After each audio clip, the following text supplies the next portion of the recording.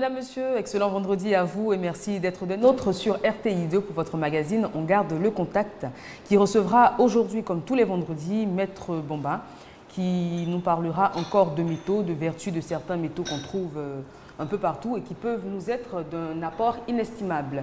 Sans oublier Monsieur Nda et ses délicieux cocktails. Et puis on achèvera le sujet entamé hier avec le docteur Brou, Monsieur Mbok et Miss Konan.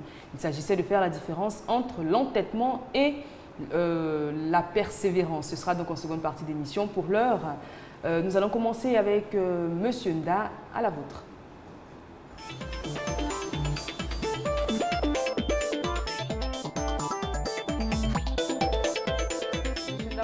Oui, bonjour. Merci d'être là. Merci. On vous écoute. Alors, ce matin, on a décidé ainsi de faire allusion à tout ce qui est cocktail classique, des cocktails qui nous font du bien après la consommation, qui vont nous permettre encore d'avoir tout ce qui est antioxydants, les sels minéraux dans l'organisme, pour nous permettre encore de booster tout ce qui est maladie et encore avoir un bon résultat en fin d'année ou même en fin de trimestre. Alors, notre premier cocktail ici est dénommé Capitol. Le Capitol va se faire ici avec 3 centilitres ici de jus d'orange. Dans le jus de litchi, on va utiliser 3 centilitres également. Le tout sera accompagné ici d'un jus de citron, juste un trait ou une pincée. Et on a notre sirop de menthe qui va donner encore une coloration à notre cocktail. Alors une fois que j'ai bien tous ces éléments, je vais frapper. Ça se fait au shaker notre cocktail. Ok, on peut passer au verre après avoir bien secoué.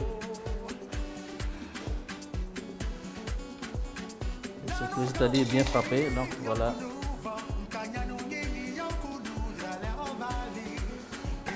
Alors ce sont des éléments que nous avons autour de nous, avec nous partout, l'orange, l'ananas, les pommes, on peut en trouver partout dans n'importe quelle bourse. Très riche en vitamines, en sels minéraux et en oligo-éléments. Alors on va ajouter maintenant dans le sirop de menthe.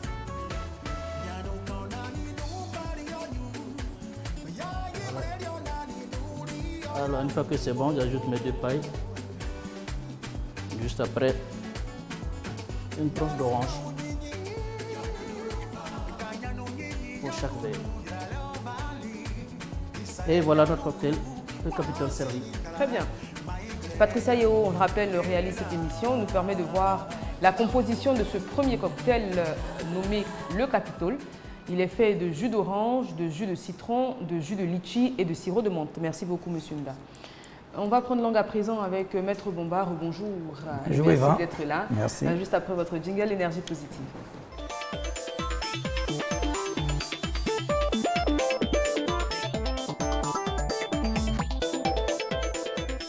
Alors, Maître Bomba. Oui, aujourd'hui nous allons parler des métaux. Il faut dire que la semaine dernière, nous avions déjà parlé du fer, on a parlé également du cuivre, du vermeil. Aujourd'hui, nous allons parler de l'or. Alors, pour dire que dans le monde végétal, la plante qui correspond surtout à ce métal-là, c'est la prêle.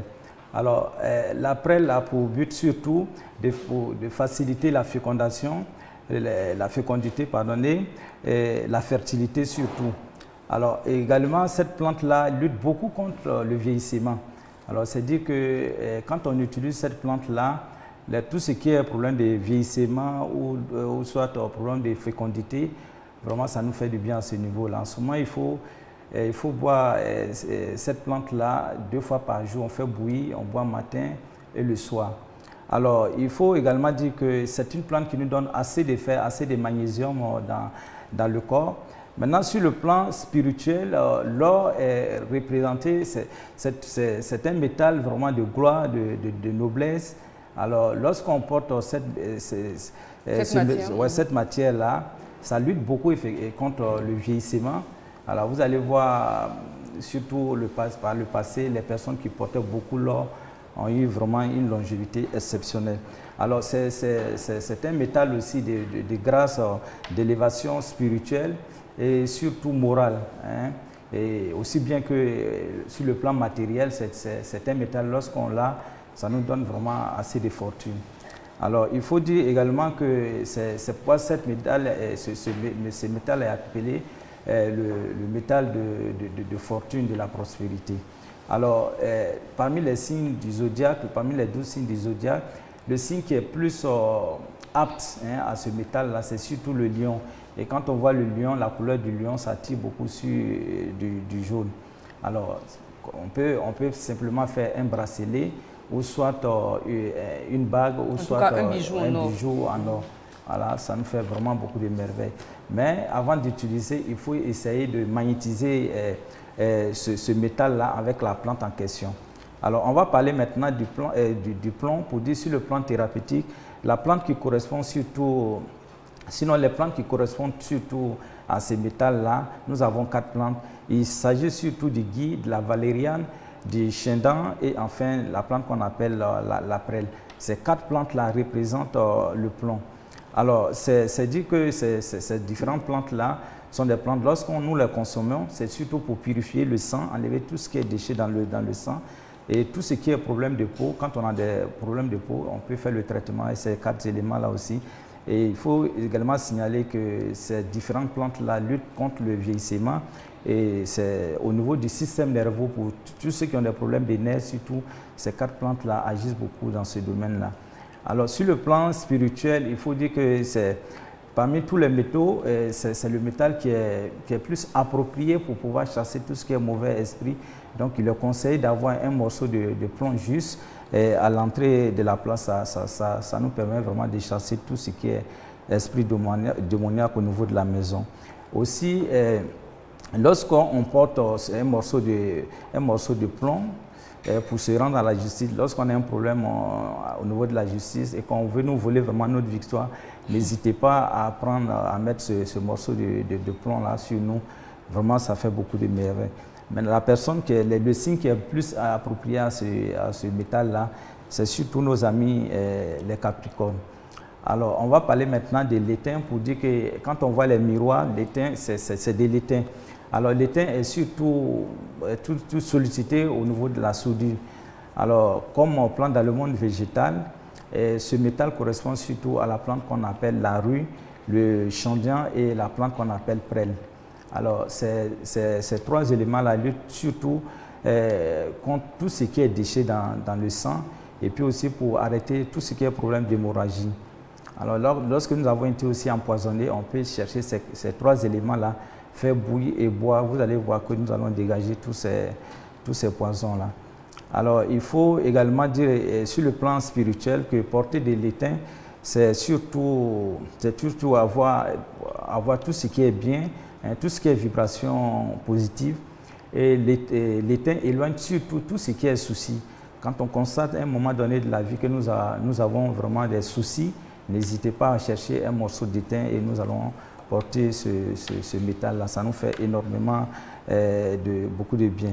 Et surtout aussi pour corriger tout ce qui est mauvaise habitude en nous, puisque l'étain ici est représenté par le miroir.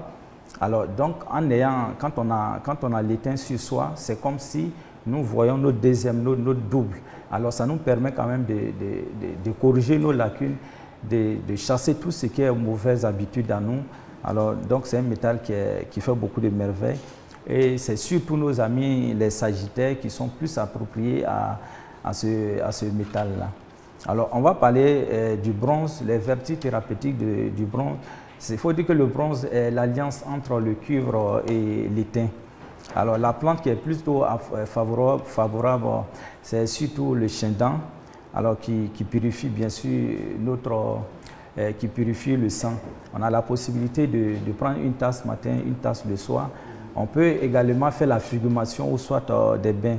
Alors, mais sur le plan spirituel, il faut dire que lorsqu'on a le bronze sur nous, alors on devient beaucoup aimable, beaucoup gentil.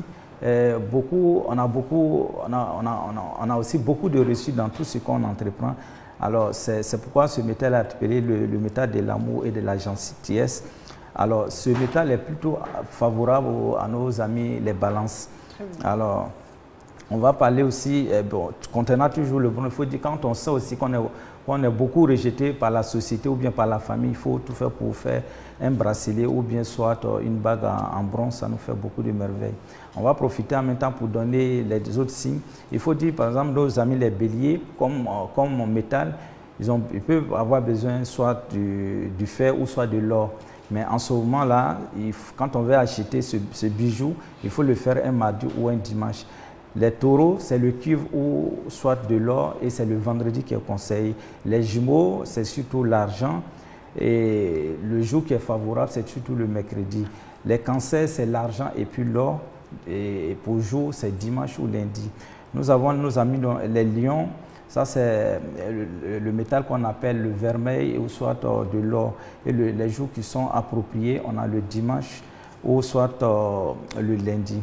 Les vierges, c'est or et argent. C'est surtout les vendredis et samedis. Les balances, comme on venait de dire, il y a le bronze qui est bon pour eux. Il y a aussi l'or qui est bon ou soit du cuivre. Et c'est le vendredi ou le samedi. Les scorpions, c'est argent et or. Surtout les mardis ou samedis. Les sagittaires, c'est or, vermeil ou soit de l'étain. Les jours sont le jeudi ou le dimanche. Les capricornes, c'est surtout le mercredi ou le samedi. Et pour métal, or ou plomb ou vermeil. Les verseaux, c'est or, argent ou soit l'aluminium, c'est samedi ou dimanche. Et enfin, nos amis les poissons, c'est surtout l'or, l'argent ou soit le vermeil, le jeudi ou vendredi. Alors pour tous ceux qui ne connaissent pas les signes zodiaques, peuvent utiliser simplement le métal argent. C'est un métal qui est vraiment universel. Qui convient pour tout le monde. Voilà. D'accord, pour finir. Voilà, pour finir, on va parler surtout de l'argent, le métal argent, pour dire que lorsque vous portez de l'argent, qu'on constate que ce métal a noirci, soit on a été objet d'une attaque mystique, ou soit on a une attaque mystique qui est en cours, ou soit même il y a une maladie qui est en vie, qui va vraiment nous fatiguer. Un bracelet en argent ou un bijou voilà, en argent noirci. Et qu'on voit que ça noircit du coup.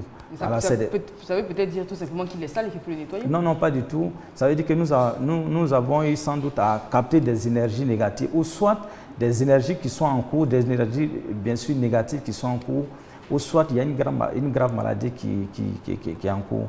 Alors, concernant toujours l'argent blanc, lorsque on a la possibilité, il y a des endroits qui sont bien indiqués sur les doigts pour pouvoir porter l'argent blanc. Alors, l'argent blanc est porté au niveau de l'auriculaire, surtout gauche, pour purifier le cœur. Ce petit doigt-là, il représente dans le monde spirituel, il représente surtout le cœur. Alors, donc, quand on a un problème de cœur, quand on n'arrive pas vraiment à avoir la stabilité au niveau de l'amour, il est conseillé de porter l'argent à ce niveau-là. Ou soit quand on a des problèmes au niveau des maladies, des problèmes cardiaques par exemple, il est conseillé de porter l'argent blanc à ce niveau-là. Et concernant l'index gauche, ça c'est surtout pour tous ceux qui ont des problèmes d'indigestion, voilà, il est conseillé de porter l'argent à ce niveau-là. Et concernant aussi au niveau du cou, on peut porter de l'argent blanc, une chaîne, voilà. Et surtout pour tout ce qui est problème de pression artérielle, voilà, il est conseillé beaucoup de porter au niveau de... Ça diminue surtout la pression artérielle. Très bien. On va s'arrêter là pour aujourd'hui. Ok. Et puis on sera très heureux de reprendre la semaine prochaine. Merci beaucoup, Monsieur Maître Bomba, et puis très bon Ramadan à vous. Merci. De même qu'à tous les musulmans de Côte d'Ivoire et de partout dans le monde qui nous suivent justement sur RTI2. On passe encore du côté du bar avant de rejoindre, avant que Monsieur Mbok et Miss Conan ne viennent nous trouver sur ce plateau. Monsieur Nda, alors, second cocktail. Le second cocktail est toujours sans alcool, c'est encore le même cocktail classique. Ici, c'est Exo Punch. L'Exo Punch sera fait au shaker, c'est un cocktail qui va se faire au shaker. On peut le faire avec un smoothie, mais ici, je vais le faire au shaker avec des glaçons. Je vais utiliser 3 centilitres ici de jus d'ananas, 3 centilitres de jus de pêche. Le jus de pomme, on va utiliser 3 centilitres également. Le tout sera accompagné ici d'un sirop de fraises, de framboise plutôt. Mais j'ai déjà les 3 éléments dans mon shaker. Je vais ajouter quelques glaçons.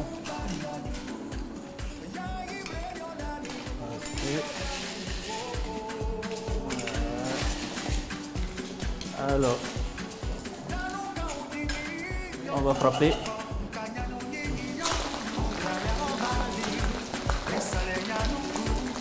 Ok, c'est bon, on peut passer au verre.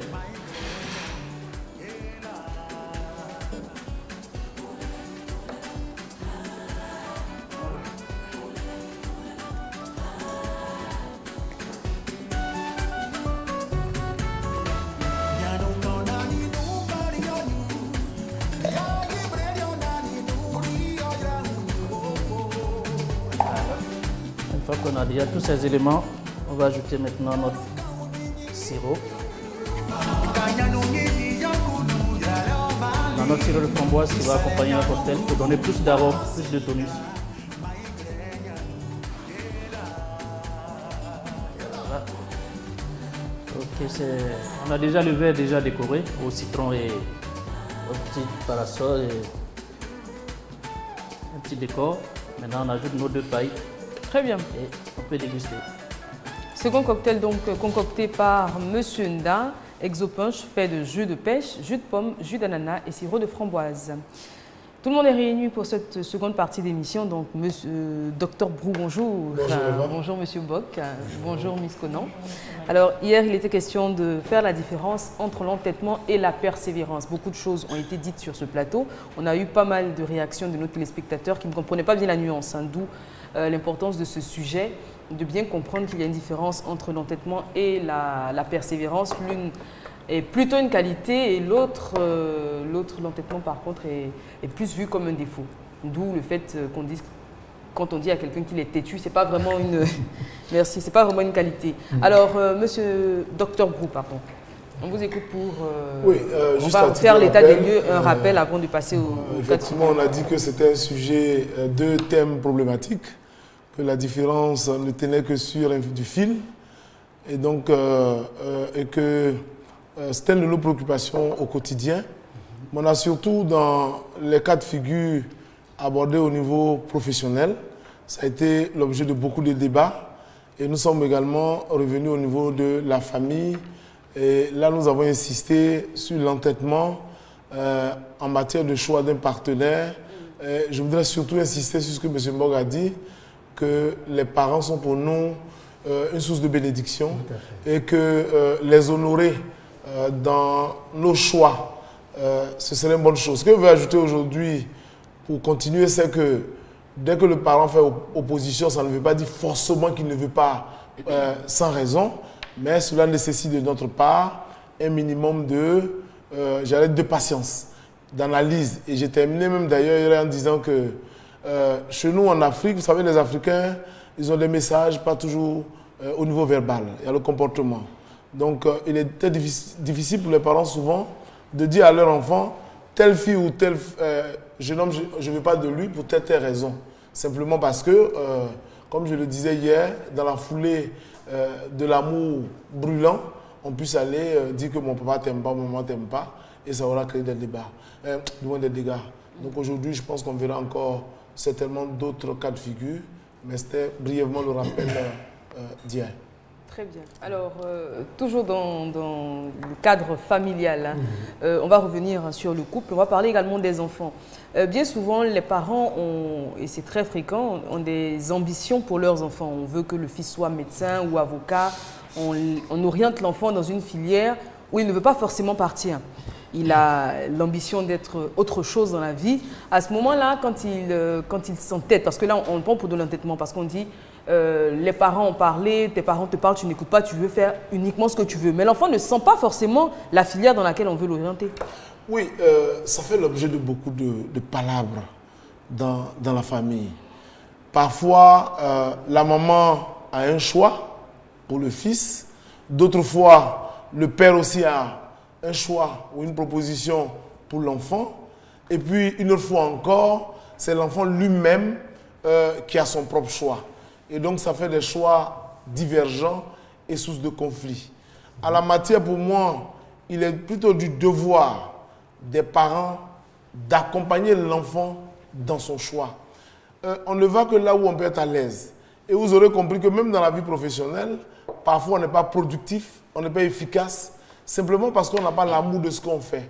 On l'a choisi soit par contraire. Moi, je connais des médecins qui, à cause de la position de leurs parents, ont voulu forcément qu'ils soient médecins.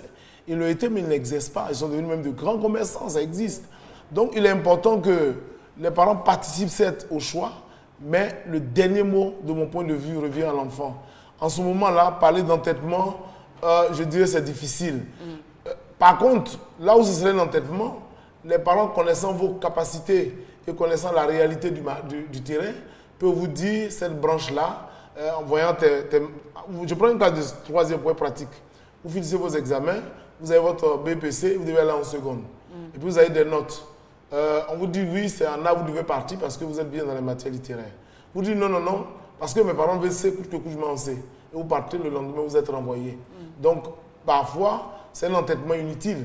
Quand on sait que ce n'est pas de notre ressource, pas de notre capacité, il faut savoir reconnaître et comment y renoncer et aller là où, je pense, on est bien. Et on a les capacités pour, exceller. C'est ça.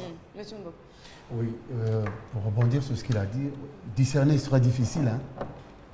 Discerner sur ce qu'il y a lieu de faire. Enfin, je vais dans la différence, faire la différence entre l'entêtement et puis la persévérance sera difficile. Mais comme je l'ai dit hier quand je chutais, je dis, c'est-à-dire que la persévérance n'est qu'une étape pour atteindre la prospérité qui est la santé physique et mentale, qui est la paix, qui est la sécurité, qui est la richesse. Qui est le bonheur. Qui est le bonheur, c'est tout cela qui est la prospérité. Et la persévérance n'est qu'une étape. Et j'ai dit, avant d'atteindre la persévérance, il y a d'abord l'épreuve. Il n'y a pas de persévérance sans épreuve. Et l'épreuve donc produit en nous la patience.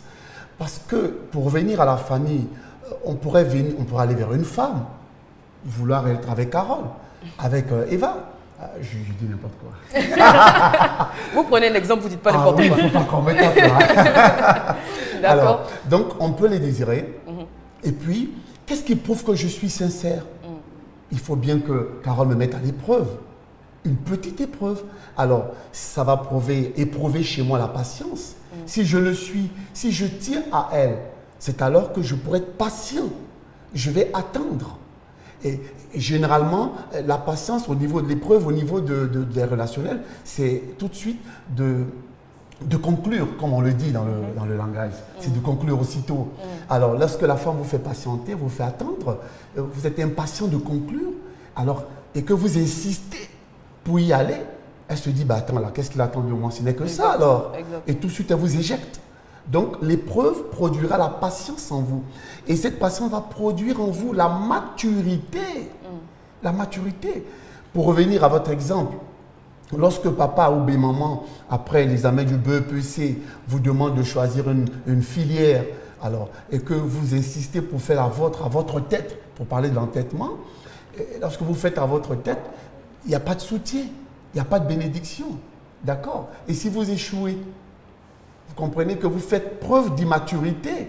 On t'avait bien dit, voilà maintenant que tu te tapes la tête dans le mur, on t'avait prévenu. Donc, comme je le disais, il y a la patience. Ensuite, on arrive à la persévérance, qui est l'autre étape. Et la persévérance produira donc en nous la maturité, la foi, et puis voilà l'espérance qui ne trahit jamais parce que vous obtiendrez le résultat pour lequel vous vous êtes battu tant. Voilà. On pourrait parler aussi d'un autre niveau, donc un niveau que j'aime beaucoup, l'entrepreneur.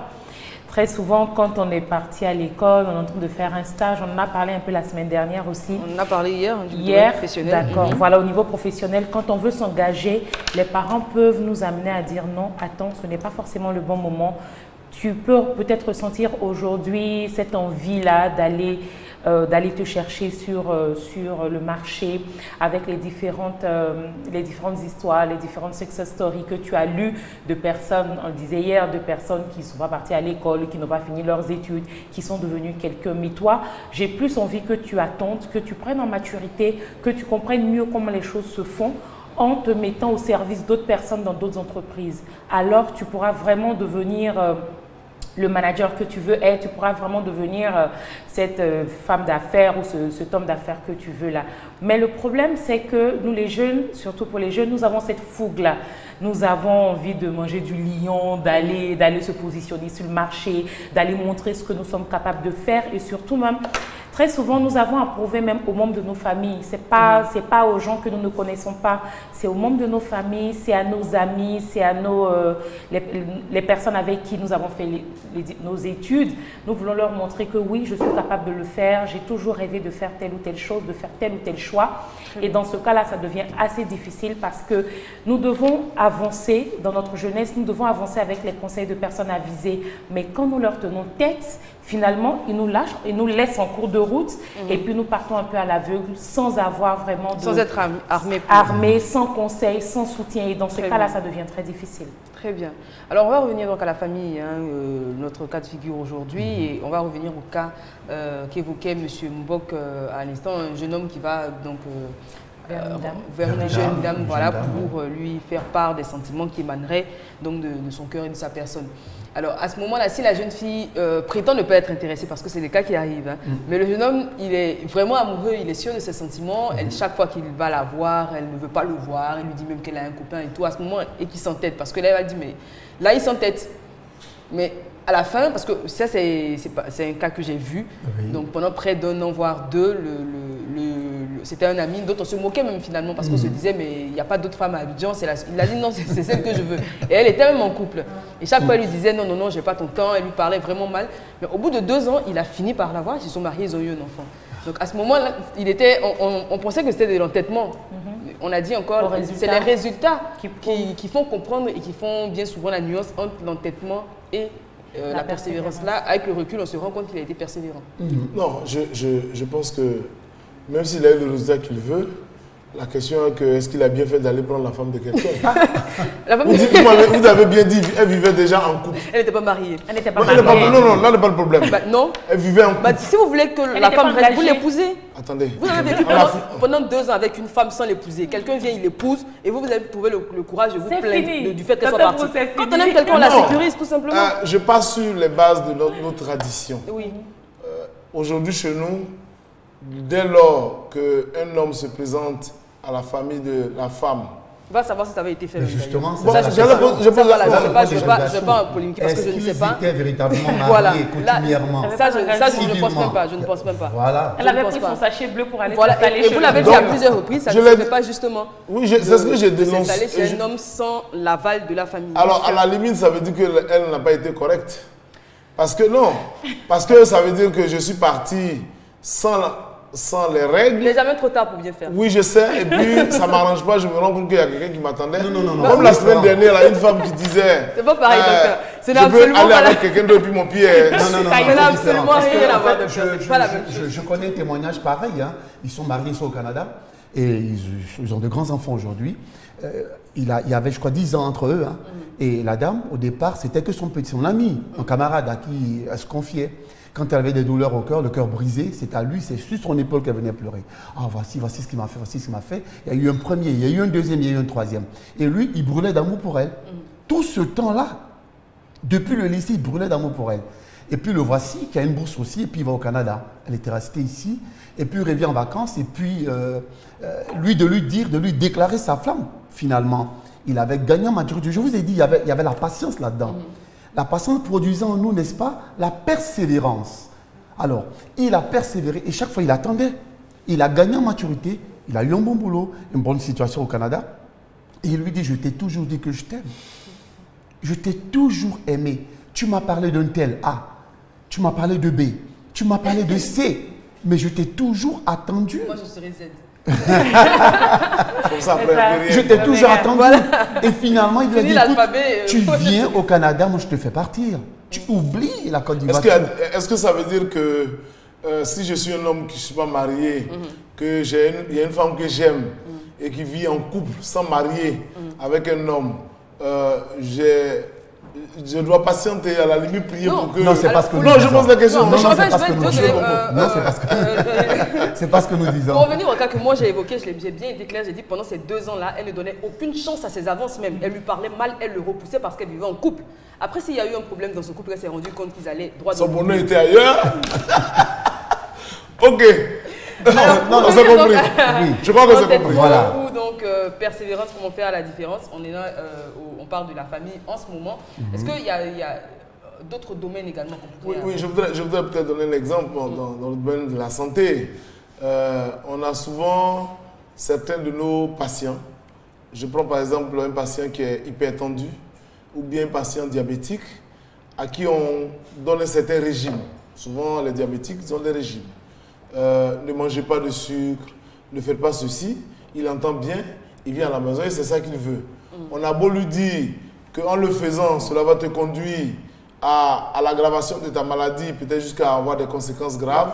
Il vient et dit, de bonne façon, les médecins racontent leur vie, mais c'est lorsqu'il y a des complications pratiquement souvent irréversibles qu'on se rend compte que, ah si je savais. Donc là, on vient encore au résultat. En ce moment, ça aurait été un entêtement, comme certaines personnes d'ailleurs sont malades et refusent d'aller à l'hôpital. Et puis quand la maladie s'aggrave, on court partout, on dit non, on n'a rien fait, et puis etc., etc. Donc je pense que la prise en main de notre santé doit nous préoccuper. Et quand on va voir un professionnel pour qu'il nous dise, comme dans tout autre domaine, la voie que vous empruntez, cela peut avoir des conséquences sur votre santé. Je crois qu'il est bon, séant de prendre cela en compte. Très bien. Florent est en ligne, il nous appelle de Port-Bouilly. Allô? Allô? Allô?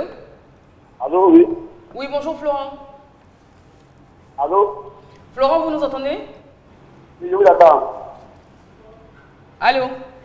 Allô, je vous attends. Oui, bonjour Florent, on vous écoute. Oui, ça va bien. Oui, je voulais savoir. Allô? Alors, la connexion n'est pas très bonne, on laisse les équipes s'en charger, Okay. et puis on y Okay, je rappelle. Merci. Ok, merci beaucoup Florent. Vous avez Oui, mais moi je voudrais plutôt parler de la vie, je veux dire la vie. Persévérer dans la vie, un peu comme Bernard Clavel. Je ne sais pas si vous connaissez Bernard Clavel, cet écrivain français d'origine qui est devenu canadien, qui a écrit son premier roman, L'ouvrier de la nuit. Voici quelqu'un à 17 ans qui, je crois en classe de seconde ou terminale, qui n'arrive pas, il n'a pas le bac, et il rêve d'être artiste, peintre, comme Picasso. Et il n'a pas la formation pour, il n'a pas de prédisposition, il sait peut-être à peine dessiner. Et voilà qu'il embrasse, n'est-ce pas, cette profession, et il embarque une jeune fille de son village avec lui, et ils vivent ensemble, c'est la galère. Et chemin faisant, c'est dans, n'est-ce pas, cette difficulté, ces épreuves plutôt, je devrais dire, qu'il apprend, et d'abord il gagne en maturité, il apprend à être patient, il gagne en maturité, et il y a une déclic qui se fait, il rencontre quelqu'un qui lui demande donc de réorienter, parce qu'il allait à l'aveuglette. Je vais utiliser son mot, il a dit partir à l'aveugle. En fait, c'est cela, s'entêter, être sans maître, sans guide aucun. Alors donc, il partait à l'aveuglette, il y a quelqu'un qui voit la détresse de madame qui était enceinte, qui portait son gosse, et qui allait travailler à l'usine en hiver, qui lui dit, écoute, ça suffit, mais ça suffit. Tu ne peux pas vivre de tes tableaux et en plus tu lui demandes de les vendre. Tu refuses, toi, le grand artiste, de venir vendre tes tableaux et tu vas travailler. Et donc, il réoriente Bernard Clavel, qui retourne à l'usine et qui se met à travailler pour nourrir sa famille parce qu'il avait déjà 2 enfants. Alors, chemin faisant, il change donc complètement de métier. Il se dit, bon, je vais écrire. Et il a voulu écrire toutes ses douleurs, dont le titre évocateur, L'ouvrier de la nuit. Mais il s'est fait récuser 7 fois par des éditeurs de Lyon. Et puis, il y en a un de Paris qui a vu la fougue avec laquelle il avait écrit ce roman. Et il a dit, écoute, tu viens, je ne te publierai pas parce que tu sais écrire, mais je te publie à cause de ce que tu me dis et la fougue, l'énergie qui se dégage de ton histoire, et je te publie. Et c'est comme ça que Bernard Clavel est parti. Et puis après, il est devenu le président du prix Goncourt au Canada, que tout le monde connaît, et puis il est décédé il n'y a pas très longtemps. Un exemple donc de... Voilà, de de persévérance. Ça, c'est la persévérance, oui. De persévérance. Au départ, il y avait l'entêtement. Okay. Au départ, il y avait l'entêtement quand il a voulu faire les tableaux. Il n'a pas vécu de ces tableaux. Finalement, il était écrivain. Oh, mais on peut dire que la persévérance est une très jolie, est une très bonne valeur quand on sait l'exploiter, parce que nous pouvons écrire toutes sortes d'histoires quand nous sommes persévérants. Pour parler surtout de la vie, comme vous l'avez dit tout à l'heure, en temps normal, dans notre manière de marcher au quotidien, par rapport aux différentes activités que nous avons à faire, je veux parler de toutes ces personnes qui sont addicted, qui sont accros, oui, c'est ça, qui sont accros à l'alcool, qui sont accros à la cigarette, qui sont à la drogue, à toutes ces choses-là. Mais la persévérance est très importante à ce niveau-là, parce que souvent ce qu'on fait, c'est qu'on n'a plus envie de continuer sur ce chemin-là. Au bout de 2-3 jours, on retombe dans ces travers, même quand on a décidé d'arrêter réellement. Très bien. Monsieur Ouattara nous appelle de Oumé. Allô? Oui, allô, bonjour madame. Bonjour Monsieur Ouattara. Alors, je voudrais apporter ma petite contribution à l'émission. Oui. Concernant le thème du jour, s'entêter et persévérer. Je pense que le verbe s'entêter, l'entêtement découle pour moi d'un vice. Pendant que la persévérance est une vertu. Exactement. Parce que s'entêter, généralement, on force le destin et souvent le résultat est inattendu et même désespéré. On force. Alors que dans la persévérance, il y a toute une vertu. On a foi en ce qu'on fait et seulement que le temps de Dieu n'est pas encore arrivé. Mais on se donne tous les moyens pour pouvoir parvenir à atteindre ses objectifs. Alors que dans l'entêtement, il y a vraiment un minimum de chances de réussite et les velléités sont grandes, mais le résultat n'est pas trop probant. Donc voilà un peu ce que je voudrais vraiment souligner. Merci beaucoup. Oui. Merci M. Ouattara, très bonne journée à vous. Ok, merci bien. Bonne émission à vous aussi. Merci encore. Et il a dit, il relève ce que vous avez dit, M. Mbok, dans la notion de persévérance, il y a la notion de patience également Tout à fait. qui intervient et qui est très très flagrante. Il faut être patient quand on est persévérant parce que les choses n'arrivent pas toutes faites sur des plateaux d'argent, on passe par des difficultés. Et encore une fois, il est important de préciser ici que ces difficultés-là ne doivent pas nous arrêter. Et quand on rencontre ces difficultés et qu'on fait tout pour les braver, il ne faudrait pas que ce soit vu par l'entourage comme de l'entêtement justement. Tout à fait. Parce que nous, on peut avoir l'impression d'être en train de persévérer et tous ceux autour avoir l'impression qu'on s'entête dans une situation ou dans une direction qui n'est pas bonne pour nous. Ouais, je crois qu'on a abordé la question. La répétition est pédagogique. Oui, il y a cette voix intérieure. Même tout à l'heure, on a parlé de cette affaire, on a ri, c'est vrai. Mais ce jeune homme-là, il avait cette conviction à l'intérieur de lui. Pendant que ses amis se moquaient de lui, pendant que la jeune fille l'humiliait, il était convaincu. Donc, comme Carole le disait hier, il y a cette force intérieure, à la limite, j'allais dire la voix de Dieu, qui est en nous. Vous savez, souvent les gens, on mélange les religions. Mais en nous, il y a une partie de Dieu. Et cette partie-là, c'est la voix intérieure qui va nous dire, malgré les moqueries, malgré ces choses, il faut persévérer. Et au bout, tu auras. Donc finalement, c'est quand on a des éléments réels, manifestement, on est convaincu qu'il n'y a rien. Par exemple, si ça avait été un mariage légal, par exemple, en ce moment-là, ce serait un entêtement. Oui. Mais la persévérance, là, il y a à l'intérieur de nous cette conviction. Je suis convaincu de ce que je fais. Et vous allez voir de toutes les façons, là où on aboutit à des résultats extraordinaires, il y a très peu de personnes qui sont en accord avec vous dans certains aspects. Surtout au niveau professionnel ou au niveau des affaires. Quand vous commencez la première année, vous avez misé 1 million, c'est tombé, on dit, on t'a dit ça ici. Mais à l'intérieur de vous-même, vous savez que c'est ce que vous voulez. Vous savez que Dieu, la voix intérieure vous dit, c'est là votre place. Par contre, si la voix intérieure vous dit, mon fils, tu t'es trompé. Parce que vous savez, il y a la conviction personnelle. Ce qu'on appelle, je crois, le 6e sens. L'ultime conviction. Je suis convaincu. L'intuition. Donc, il y a cette intuition qui vous dit, là où vous allez, ce n'est pas bon. En ce moment-là, si ça va en concordance avec l'entourage, on y renonce. Mais quand on est convaincu que la voie que j'ai empruntée doit aller malgré les difficultés, en général, ça aboutit. Et puis bon, ceux qui ont critiqué bien dit, oui, nous, on était avec toi. C'est-à-dire qu'ils n'étaient pas avec vous au début, mais ils vont changer de veste pour dire, c'est nous, on priait pour toi. Donc, cette conviction-là, elle est très importante dans nos engagements. Très bien. Monsieur Florent nous appelle de Port-Boué. Allô? Oui, Port-Boué, allô? Oui, bonjour Florent, merci d'être revenu. On vous écoute. Oui, bon, au fait, je vous appelle de Port-Boué pour vous dire que, vraiment, comme le thème le dit, le mot s'entêter, persévérer. Bon, moi, je voulais parler de la persévérance d'abord. D'accord. La persévérance est un chemin de foi à suivre, un chemin de courage. Parce que persévérer veut dire quoi?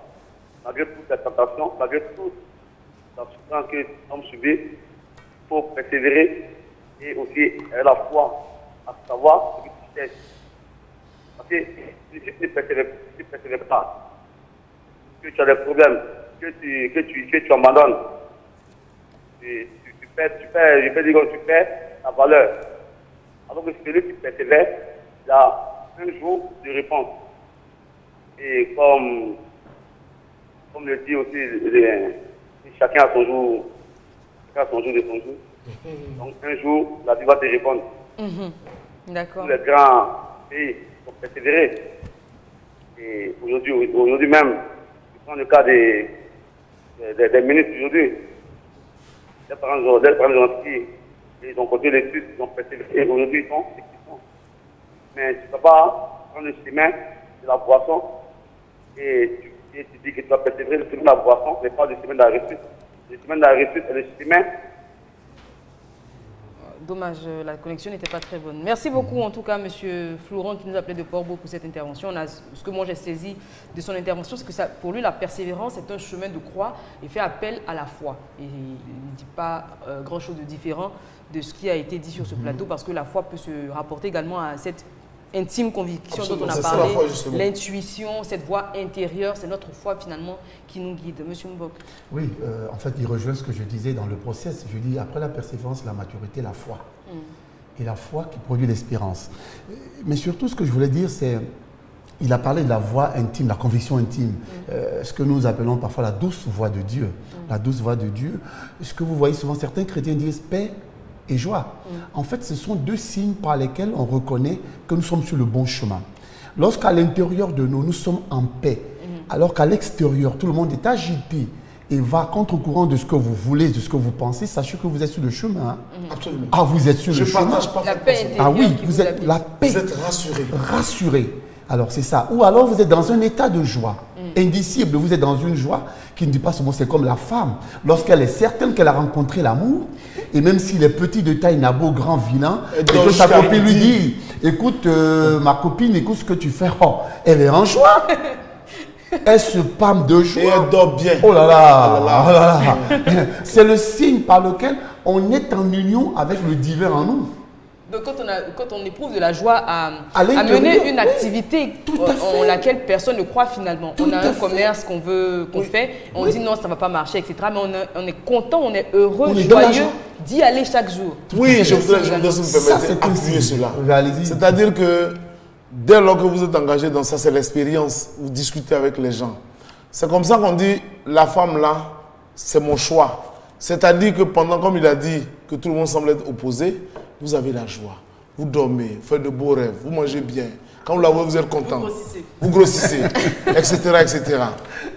Parce que tout ce que vous faites, où il y a une certaine douleur, une certaine angoisse, pardon, une certaine quoi? Contrainte en nous, ça, c'est pas la voix de Dieu. Tout à fait. C'est pas la voix de Dieu. Mais lorsque nous avons la paix, c'est-à-dire on vous critique, ce que tu es en train de faire là, vous avez cette paix, avec le respect pour ceux qui sont autour de nous, parce que c'est pas parce qu'on a la paix qu'on va aller agresser les gens. Ah non, on dit rien. Dans la sérénité. L'assurance. L'assurance des choses qu'on espère. Et l'assurance. Voilà. La démonstration de celles qu'on ne voit pas. Absolument. Et l'assurance ici, on n'est pas obligé de proclamer. Moi, je suis sûr. Ce que vous dites là, c'est pas grave. Non, on laisse simplement, on avance. Et puis à la fin, tout le monde est d'accord avec nous. Oui. C'est ça, M. Mog. C'est cela. Non, je suis tout à fait d'accord avec ce que le docteur et M. Mbok sont en train de dire, parce que très souvent, quand nous marchons et que nous sommes assaillis par tellement de doutes, vu que nous marchons un peu seuls dans certains cas, quand nous avons des décisions à prendre, mais que nous sommes assaillis par tellement de doutes, souvent même c'est de la peur. Et très souvent, il y a un autre esprit qui vient s'ajouter à tout cela, c'est une sorte de culpabilité qui te dit, mais tu n'as pas pris le bon chemin, tu n'es pas, c'est pas ce qu'il fallait faire, regarde, et qui commence à te montrer un peu comment tu peines ta mère, ton père, comment est-ce que tu es en train de gâter ta vie, j'ai envie de dire, comme si le chemin n'était pas bon, la voie empruntée n'était pas celle qu'il fallait pour ta vie. Tu as bien commencé dans la vie, tout le monde te connaît, toutes les personnes qui te connaissaient reconnaissaient ta valeur, disaient que tu avais un brillant avenir, mais regarde un peu le chemin que tu prends. Et cette voie-là, quand elle vient, il est bon que cette paix, comme vous le disiez tout à l'heure, puisse quand même l'éteindre, puisse dire non. Je suis sûre du chemin que j'ai pris. En tout cas, je le sens comme ça. Je suis en paix avec ce chemin-là. Je ne sais pas forcément ce qu'il va me donner. Vous avez dit tout à l'heure, on rencontre un monsieur, un abo, un monsieur un peu bizarre. Il y a tout autour, tout le monde qui dit, mais tu es sûr du monsieur, mais c'est bizarre. Vous le connaissez vraiment. Vous connaissez, vous savez vraiment qui il est. Au-delà de ce qu'il vous a dit, au-delà de vos standards, oui, je veux 1m80, je veux qu'il soit clair de peau, les yeux verts, les cheveux blancs. Au-delà de tout au-delà de cette image qu'on a là, quand on rencontre cette personne-là, nous sommes convaincus parce que nous sommes allés par la force de la persévérance au-dedans de lui. Et nous savons qui il est et nous savons ce qu'il a à nous offrir. Et ça va avec ce que nous attendons de la vie. Donc finalement, qu'il soit grand ou plus petit que moi. Très inspiré, hein, non, mais finalement, qu'il soit grand ou plus petit que moi. Oui, non, on va la laisser finir l'émission. Non, j'ai besoin de vous m'accompagner. Non, mais c'est très important parce que cette paix-là nous guide, cette paix-là nous confirme en fait le chemin sur lequel nous sommes. Et elle nous met bien, comme on dit. Et quand on est bien, on peut plus facilement aller plus loin. Comme me demande de l'aider, on va se permettre, mais je voulais vraiment appuyer cela. Moi, j'ai été souvent appelé par des personnes que je connais ou bien dans le cadre du travail. Ils disent, il y a tel monsieur ou telle femme, je veux de telle femme, je veux de tel monsieur veut de moi. Qu'est-ce que tu en penses? Moi, j'ai dit, je n'ai rien à penser. Ah oui? D'autant plus que c'est pas moi qui vais aller vivre avec la personne. La question que je pose, qu'est-ce que toi-même tu en penses? Mais là, il y a de quoi être un peu perdu parce qu'autant on demande... On n'est pas perdu. Le conseil qu'on demande... Les conseils, d'accord. Oui, on y revient. Monsieur Aouzan nous appelle de Yopougon. Allô? Oui, de Yopougon. Oui, bonjour Monsieur Aouzan, merci d'être avec nous, on vous écoute. C'est bonjour madame. Rebonjour. Voilà. Je voulais donner un peu mon point de vue par rapport à l'émission. Oui. Pour moi, lorsqu'il y a... lorsque quelqu'un persévère, oui, quelque part, il y a un don. D'abord, il faut qu'il y ait le don. Lorsque vous avez le don, vous avez la foi. Vous êtes convaincu que dans ce don, vous pouvez réussir. Et c'est ce qui vous donne le courage et la patience de persévérer. Parce que si vous n'avez pas ce don, vous ne pouvez pas être sûr de ce que vous faites. Alors, vous persévérez. Moi, on peut être avec un ami, il est footballeur, lui, il est convaincu qu'il sait jouer au ballon. Alors, lorsqu'il persévère, il écrit, comme les jeunes le disent, il tire les coups pour aller jouer au football. Il est convaincu de ce qu'il a comme don de footballeur. Exactement. Alors, il persévère dans ce domaine. Très bien. Alors que l'entêtement, la conclusion, c'est la négativité. On finit toujours par se casser la figure lorsqu'on protège. Moi, je vous donne un exemple de ma vie. J'ai connu une belle dame que j'ai voulu épouser.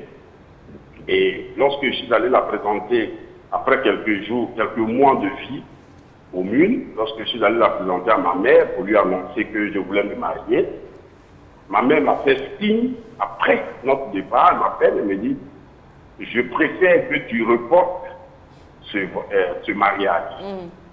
J'ai dit non, compte tenu de mon emploi du temps, je ne peux pas. Elle m'a dit non, reporte le mariage. Et je me suis entêté. J'ai fait le mariage. Mais ma mère avait détecté déjà, pour nous les Afghans, moi je suis Apollo, ma mère avait détecté sur la poitrine de la jeune fille, excusez-moi, des poils. Et cela a attiré l'attention de ma mère parce que chez nous les Afghans, ça porte malheur. D'accord.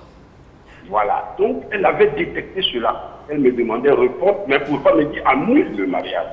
D'accord. Elle me dit reporte. Et j'ai insisté, je me suis entêté, je me suis marié.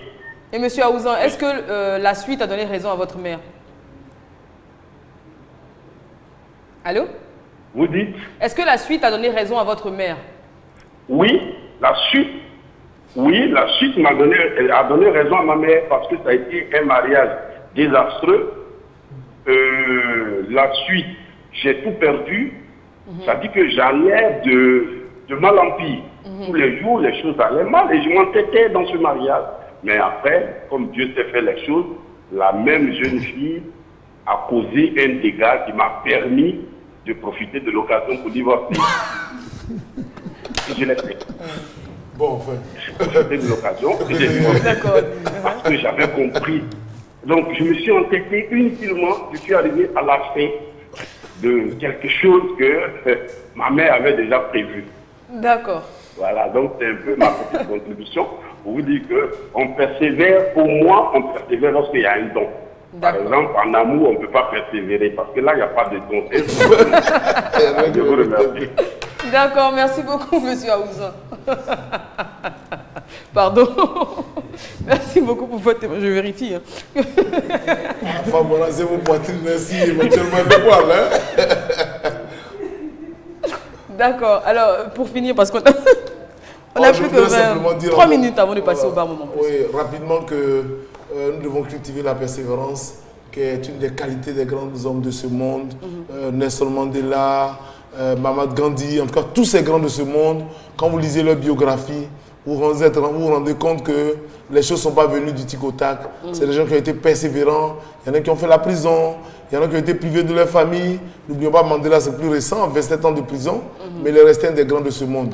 Donc la persévérance est une valeur et l'entêtement, il faut le... Vice et vertu. Entêtement, vice, persévérance, vertu. Absolument. Monsieur Mbok. Oui, donc pour chuter, je pourrais dire qu'il ne faut pas oublier l'aspect maturité, qui est une des étapes de cette persévérance, qui fait appel à la responsabilité. La responsabilité qui sous-tend dans les valeurs morales. On prend en compte les valeurs morales, les valeurs familiales, et on prend en compte la responsabilité civile en tant que citoyen dans une nation. On ne fait pas fi, on ne s'exclut pas de la société, on prend en compte... Et à ce moment-là, bien souvent, on a l'impression que c'est la société qui nous marginalise. Mais justement, c'est nous qui nous marginalisons. Nous mettons sur la bonne d'arrêt d'urgence. Tout à fait. Donc, il faut... ça fait appel à la responsabilité.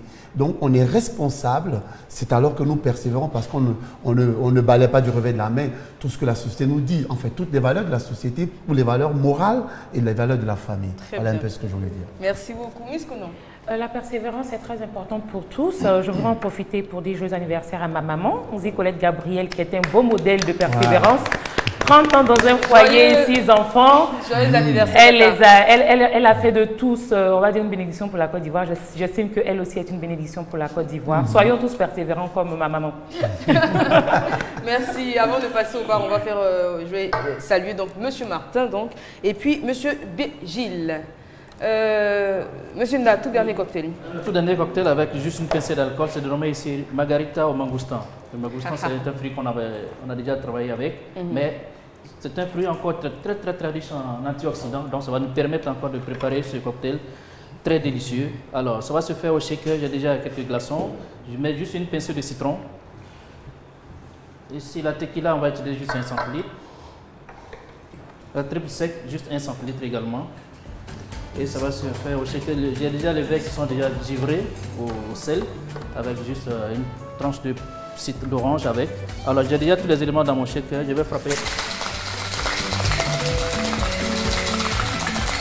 Ok, c'est bon, on peut passer au verre. Ici, on va ajouter maintenant notre fruit, le mangoustan. Bon, j'ai dit c'est le quartier, donc il faut frapper juste quelques minutes. Et on ressort la pulpe. Okay. Alors, on va passer au verre.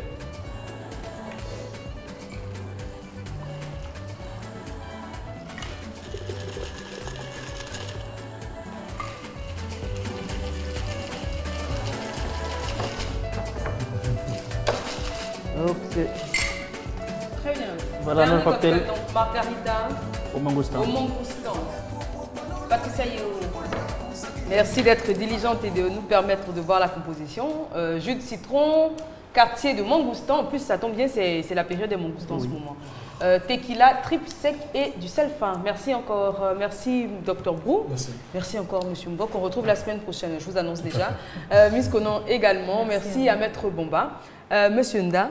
Et puis à toutes les équipes qui ont travaillé donc à la réalisation de cette émission. Elle a été réalisée par Patricia Yeo. Rendez-vous jeudi, vendredi sur cette même antenne à la même heure. Au revoir.